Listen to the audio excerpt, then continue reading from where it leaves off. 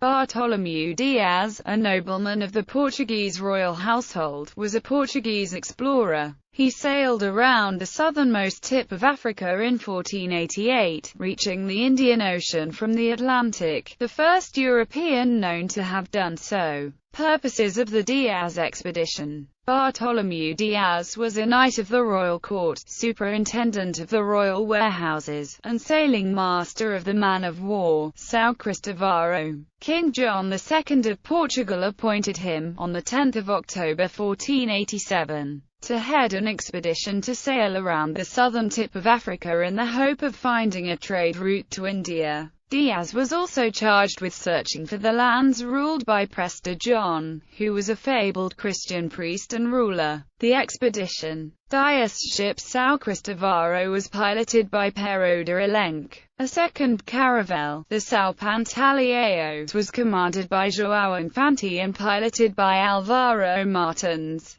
Dias' brother Pero Diaz was the captain of the square-rigged support ship with João de Santiago as pilot. The expedition sailed south along the west coast of Africa. Extra provisions were picked up on the way at the Portuguese fortress of São Jorge de Mina on the Gold Coast. After having sailed past Angola, Diaz reached the Golfo d'Arcancíçal by December. Continuing south, he discovered first Angra dos Ilhas being hit, then, by a violent storm. 13 days later, from the open ocean, he searched the coast again to the east, discovering and using the westerlies winds, the Ocean Jaya, but finding just ocean. Having rounded the Cape of Good Hope at a considerable distance to the west and southwest, he turned towards the east, and taking advantage of the winds of Antarctica that blow strongly in the South Atlantic, he sailed northeast. After 30 days without seeing land, he entered what he named Água de São Brás, later renamed Mossel Bay, on 4 February 1488.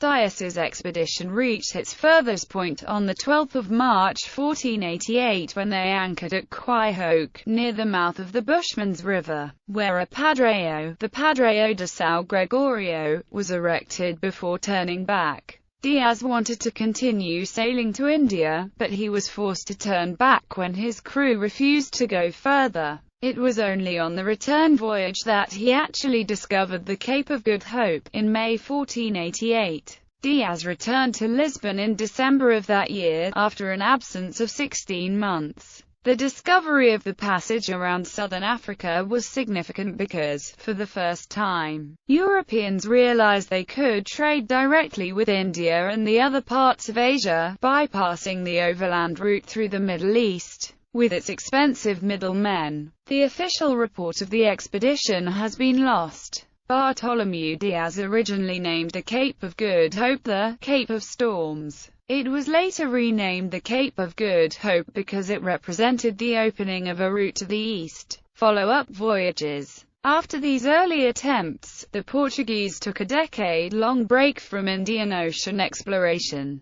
During that hiatus, it is likely that they received valuable information from a secret agent, Pero da Covilhã, who had been sent overland to India and returned with reports useful to their navigators. Using his experience with explorative travel, Diaz helped in the construction of the São Gabriel and its sister ship, the São Rafael, that were used by Vasco da Gama to circumnavigate the Cape of Good Hope and continue the route to India. Diaz only participated in the first leg of da Gama's voyage, until the Cape Verde Islands. He was then one of the captains of the Second Indian Expedition, headed by Pedro Álvares Cabral. This flotilla first reached the coast of Brazil, landing there in 1500, and then continued eastwards to India. Diaz perched near the Cape of Good Hope that he presciently had named Cape of Storms. 4 ships encountered a huge storm off the Cape and were lost, including Dias, on 29 May 1500.